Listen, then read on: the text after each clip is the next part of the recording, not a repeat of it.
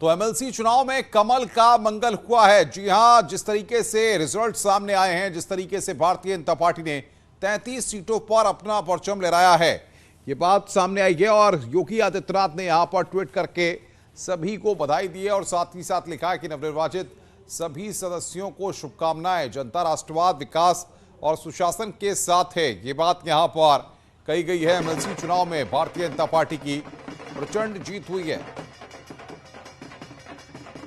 अरविंद जयतिलक जी हमारे साथ हैं।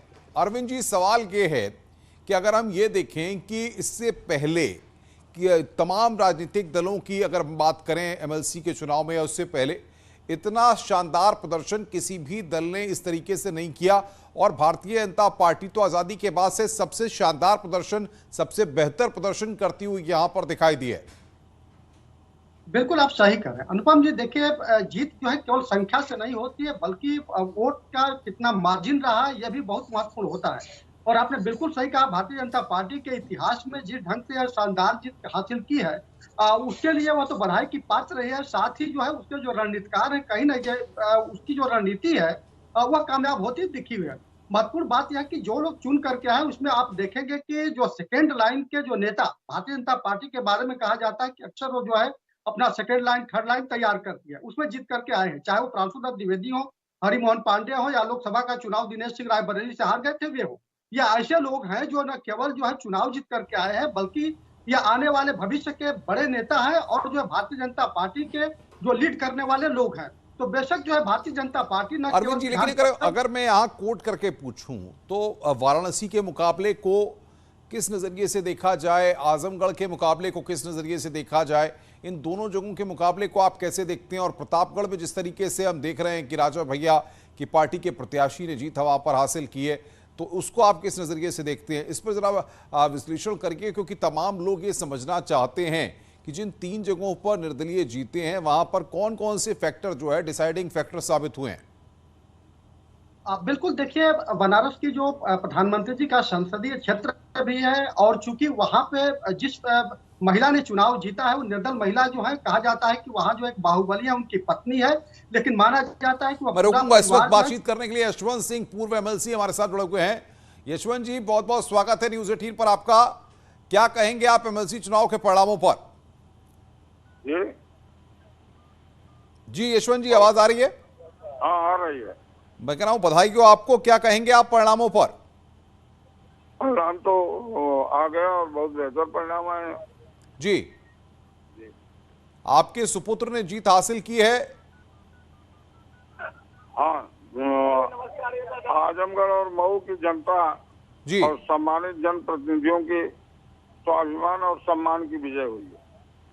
लगातार कई तरह की बातें चल रही थीं और ऐसे में यह माना जा रहा था कि मुकाबला तो कांटे का है, लेकिन कोई भी जीत सकता है, किसी की भी हार हो सकती है। लेकिन बाकी जगहों पर जिस तरीके से हम देख रहे हैं कि भाजपा का परचम लहराया है, ऐसे में क्या कहेंगे आप?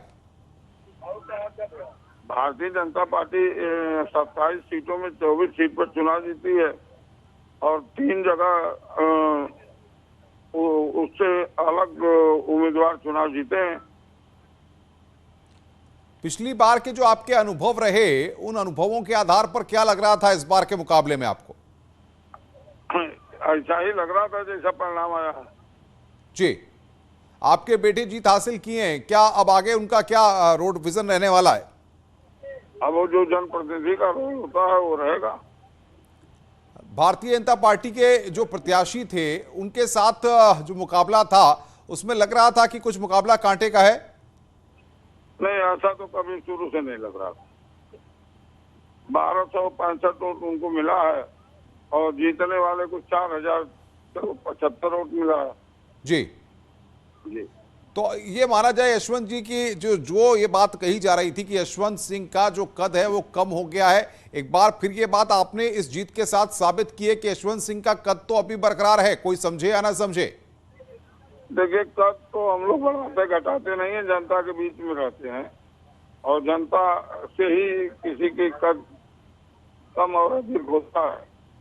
तो इसको हम लोगों के नेता आदरणीय चंद्रशेखर जी थे और आदर्श भी वही है हम जी। बहुत बहुत बधाई आपको हमारे साथ जुड़ने के लिए और बातचीत करने के लिए। यशवंत सिंह वो बता रहे हैं कि किस तरीके से जनता के बीच में रहते हैं, जनता के लिए काम करते हैं। इस बात का जिक्र कर रहे थे। उनके सुपुत्र जो हैं वो यहाँ पर जीत हासिल किए हैं। अब लगातार और भी लोगों को हम आपके साथ बातचीत करके जोड़ रहे हैं। रामगोपाल बातचीत करने के लिए हमारे साथ बने हुए हैं। रामगोपाल, कहा जाता है कि पूर्वांचल में कितने भी बाहुबली हावी हो, कोई भी हावी हो, लेकिन बाबा का सिक्का चलता है। और इस बार उत्तर प्रदेश में चाहे विधानसभा का चुनाव हो चाहे विधान परिषद का, बाबा का सिक्का चला है।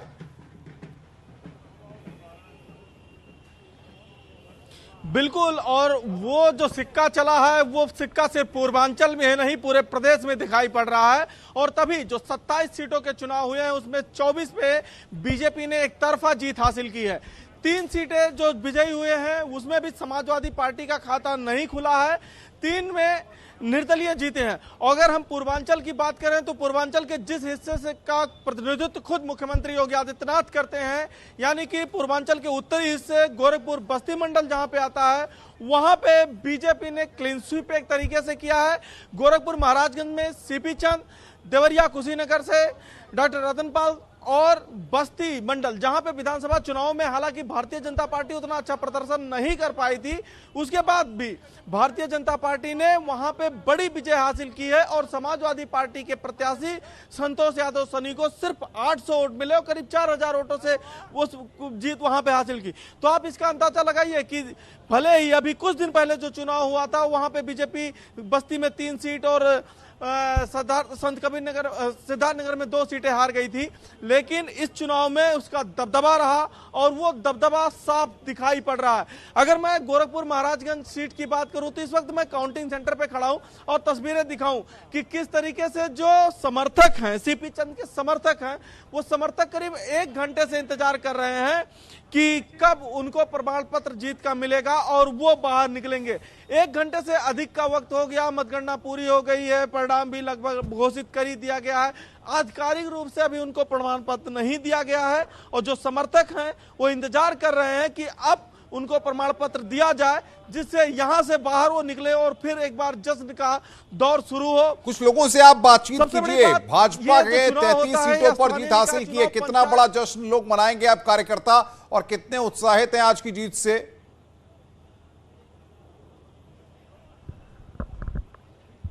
बिल्कुल बिल्कुल, कार्यकर्ताओं से भी बात करेंगे और उनसे जानेंगे कि कितने उत्साहित हैं वो आज इस दिन को लेकर। भाई साहब, कितना उत्साह है? हम लोग बहुत उत्साहित हैं। हम लोग को पूरा आश्वस्त है हम लोग कि ये चुनाव हम लोग बड़े अंतर से जीतेंगे, एक तरफा जीतेंगे। उत्साह है इस जीत की। इस गोरखपुर महाराजगंज की जनता को हार्दिक शुभकामना। एमएलसी साहब को दूसरा चुनाव। तो ये देखिए, अब यहाँ पे हलचल बढ़ गई है अनुपम, और इस वक्त हमें लग रहा है कि प्रमाण पत्र दे दिया गया है और अब जो भाजपा के प्रत्याशी हैं वो बाहर निकलने वाले हैं। सीपी चंद, उनको प्रमाण पत्र मिल गया है और जो यहाँ पे उनके समर्थक हैं वो जोश से लबरेज यहाँ पे दिखाई पड़ रहे हैं। अब शुरू हो गया यहाँ पे जश्न मनाने का दौर, और ये देखिए ढोल नगाड़े भी बजने अब शुरू हो गए हैं और अब जो समर्थक हैं अब उनके बाहर निकलने का इंतजार कर रहे हैं कि अब से कुछ ही देर में जब सीपी चंद बाहर निकलेंगे तो उनको किस तरीके से उनका स्वागत किया जाएगा। और इस वक्त ये जश्न का दौर। भाई साहब, कितनी बड़ी जीत है आज? ये एक स्वच्छ प्रशासन और स्वच्छ सुशासन की जीत है। माननीय सीपी चंद जी की जीत, गोरखपुर महाराजगंज स्थानीय गांव के जनप्रतिनिधियों की जीत है। चाहे वो ग्राम पंचायत का सदस्य हो, चाहे वो क्षेत्र पंचायत का सदस्य हो, चाहे जिला पंचायत का सदस्य हो, सबका मान और सम्मान बढ़ा है। मान सम्मान बढ़ा। भाई साहब, कितनी बड़ी जीत है आज? बहुत बड़ी जीत है, बहुत बड़ी जीत है। क्या कहेंगे आज के दिन में? आज हम लोग जितना मेहनत किए हैं उसका बहुत अच्छा लाभ मिला है और जनता सोच रही है, जनप्रतिनिधि सोच रहे हैं योगी मोदी की सरकार रहने से पूरे देश का और क्षेत्र का विकास होगा। ये देखिए, सीपी चंद जी आप बाहर निकल रहे हैं और उनको फूल मालाओं से लाद दिया गया है और किस तरीके से यहाँ पे ये जश्न का माहौल है। 4000 से अधिक मतों से वो विजयी हुए हैं। कुल 4839 वोट उनको मिले थे। तो इस तरीके से भारतीय जनता पार्टी ने यहाँ पे अपना परचम लहराया है और वो अब पुलिस सुरक्षा के बीच उनको बाहर निकाला जा रहा है। चूंकि ये मतगणना स्थल है तो इस कारण से यहाँ पे उस तरीके का जश्न नहीं मना सकते, कुछ गाइडलाइन होती है। फिर भी जो समर्थक हैं वो उत्साह से लबरेज है अनुपम। और ये उत्साह देखिए यहाँ पे देखते ही बन रहा है कि प्रत्याशी को फूल मालाओं से लाद दिया गया है और अब उनको लेकर सब आगे निकल रहे, धीरे धीरे आगे निकल रहे, आगे की तरफ बढ़ रहे हैं। अभी हमसे बातचीत में सीपी चंद ने साफ कहा कि वो ये जो विजयी हुए हैं इस विजय में, इस जीत में जो है प्रधानमंत्री मोदी और मुख्यमंत्री योगी आदित्यनाथ। बिल्कुल रामगोपाल, आप बातचीत करने की कोशिश कीजिए, उससे पूछिए इस बार कितनी बड़ी जीत मानते हैं इसे और कितना कड़ा मुकाबला रहा है।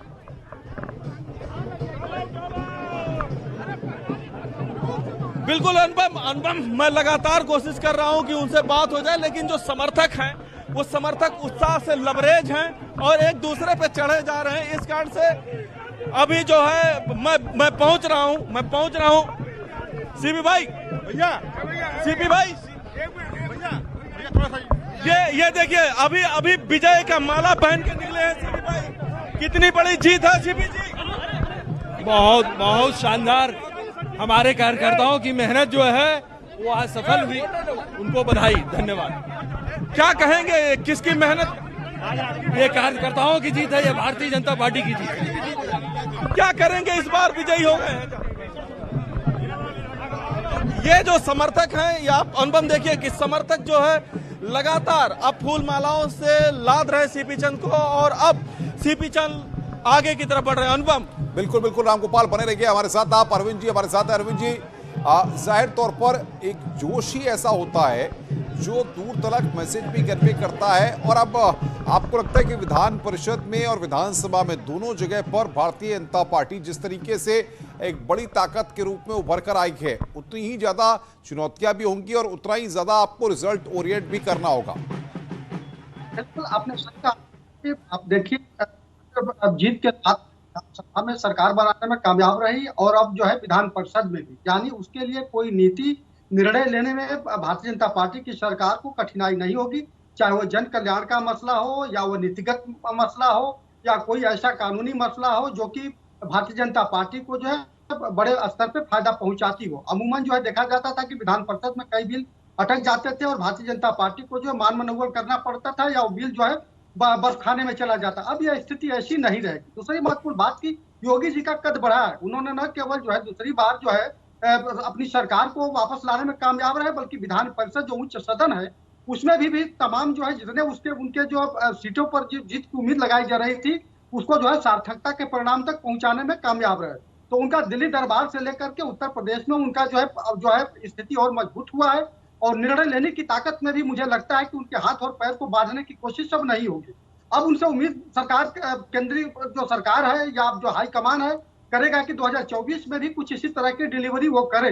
अब यह देखना दिलचस्प होगा कि जो जीते हुए प्रत्याशी हैं उनको जो है भारतीय जनता पार्टी की सरकार जो है उनको क्या किस मोर्चे पर उनको जो है डटाती है और किस तरह से उनका। लेकिन अरविंद जी, अब सवाल ये है कि अगर हम देखें जिन तमाम लोगों को मंत्री बनाया गया है विधानसभा चुनाव के बाद, उनमें से बहुत सारे ऐसे लोग भी हैं जो मंत्री बनाए गए हैं जो कि किसी भी सदन के सदस्य नहीं है।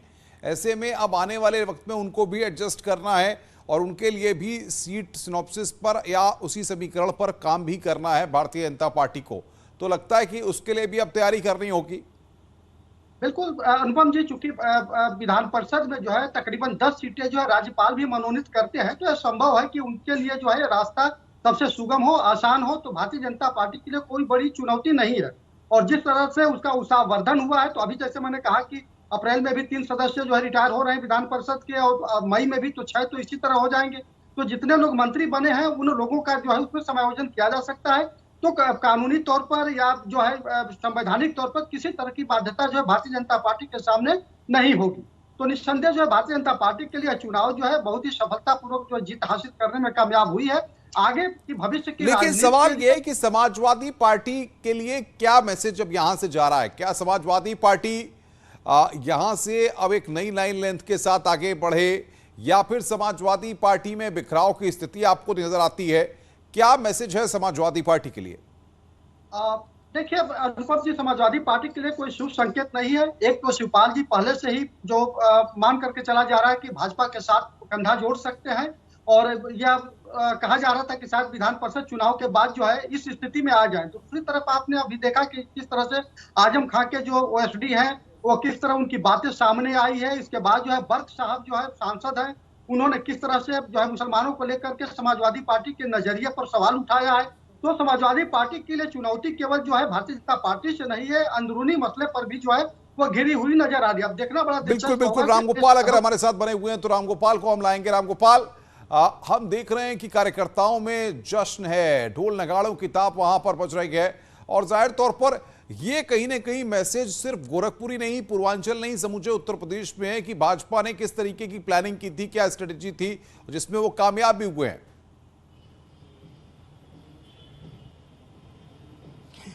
बिल्कुल, और जिस तरीके से ढोल नगाड़े बजा के भारतीय जनता पार्टी के कार्यकर्ता जश्न मना रहे हैं, उससे ये साफ जाहिर है कि उनको ये विश्वास था कि भारतीय जनता पार्टी की जो नीति है, रीति है, उस पर उनको विजय हासिल होगी।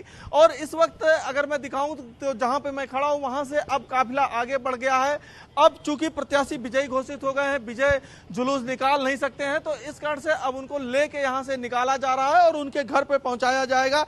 लेकिन जो समर्थक हैं वो जोश से लबरेज हैं यहाँ पे और लगातार ढोल नगाड़े बजा रहे हैं। जिस तरीके से प्रदेश की 24 सीटों पे विजयश्री हासिल हुई है 27 में से, उसमें जो रणनीति थी भारतीय जनता पार्टी की, वो रणनीति बेहतर कारगर तरीके से काम की। और जिस तरीके से भारतीय जनता पार्टी 24/7 और 365 डे चुनाव के मूड में रहती है, वो इस दिखाई पड़ रहा है कि विधानसभा चुनाव, आप अनुपम इसी बात से अंदाजा लगाइए कि सरकार कितनी कॉन्फिडेंट थी कि ये चुनाव नवंबर-दिसंबर में हो जाने चाहिए थे नियमतः। चूंकि मार्च में ही सबके कार्यकाल खत्म हो गए थे, तो नवंबर-दिसंबर में हर सरकार चुनाव करा लेती है। लेकिन भारतीय जनता पार्टी और योगी सरकार इतनी कॉन्फिडेंट थी कि 2022 का चुनाव वो जीत कर फिर आएगी और उसके बाद चुनाव कराएगी। और 2022 में मार्च में घोषित होता है चुनाव, तब वो चुनाव कुछ अन्य कारणों से टाल दिया जाता है और अब होता है। तो एक तरफ जहां विधानसभा चुनाव की जीत मिलती है, वहीं इसमें भी बम्पर जीत मिलती है। तो ये रणनीति का ही कमाल है अनुपम। बिल्कुल बिल्कुल रामगोपाल, बहुत महत्वपूर्ण जानकारी आप दे रहे हैं। अरविंद जी के पास एक बार फिर चलते हैं। अरविंद जी, जरा समझाने की कोशिश करिए आप कि अब इसके बाद विधानसभा और विधान परिषद के बाद भाजपा की राह आसान होने वाली है, और आसान होने के साथ साथ अब तक जो दिक्कतें आती थी कि विधानसभा और विधान परिषद दोनों जगहों से पास होने के बाद भी भाजपा को जो है कहीं ना कहीं बहुमत न होने की वजह से दिक्कतों का सामना करना पड़ता था, अब दिक्कतें खत्म हो जाएंगी? बिल्कुल स्वाभाविक रूप से जो कानूनी अड़चन होता था, जैसे कि दोनों सभाओं में जब तक कोई बिल पारित नहीं होता था और राज्यपाल के सिग्नेचर के बाद ही कानून बनता है, एक संवैधानिक प्रक्रिया है, तो कहीं ना कहीं उसमें रुकावट आ जाती थी। लेकिन अब वो स्थिति नहीं रहेगी। यानी भारतीय जनता पार्टी जिस ढंग से कानून बनाना चाहेगी, उसका जिस ढंग से क्रियान्वयन कराना चाहेगी, विपक्ष के पास तो विरोध करने का हथियार होगा, लेकिन वो विरोध इतना नहीं होगा कि उस कानून को रोक सके। अरविंद जी, आप बने रहिए हमारे साथ। रामगोपाल, आप भी बने रहिए। रुक रहे हैं छोटे से ब्रेक के लिए। वहां कवरेज लगातार जारी है, सभी पहलुओं पर हम बातचीत कर रहे हैं। जल्द हाजिर होते हैं।